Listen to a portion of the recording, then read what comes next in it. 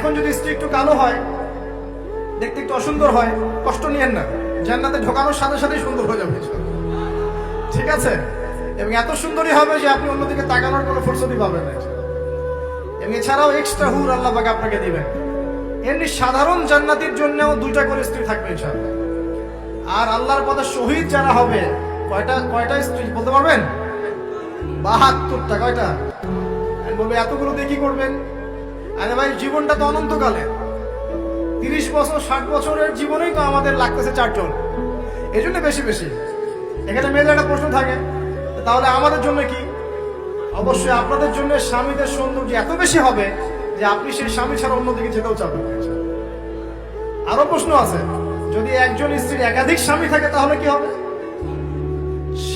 সর্বশেষ যে স্বামীর সাথে সে সংসার করেছে, সেই স্বামী যদি সৎ হয় এবং এই স্ত্রী যদি সৎ হয়, এই স্বামীর সাথে সে থাকবে জান্নাতে।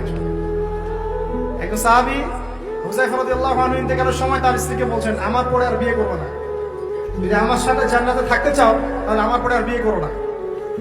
একজন সাহাবী মুআবিয়া রাদিয়াল্লাহু আনহু, তিনি আবু দারদা রাদিয়াল্লাহু আনহুর স্ত্রীকে প্রস্তাব দিয়েছিলেন তার ইন্তেকালের পর। আবু দারদা রাদিয়াল্লাহু আনহুর স্ত্রী অস্বীকার করছেন, রিফিউজ করলেন, না আমি বিয়ের প্রস্তাবে রাজি হই না, আমি আবু দারদার সাথে জান্নাতে থাকতে চাই। প্রিয় ভাইরা, পরিবারগুলোকে জান্নাতি বানাতে হবে না?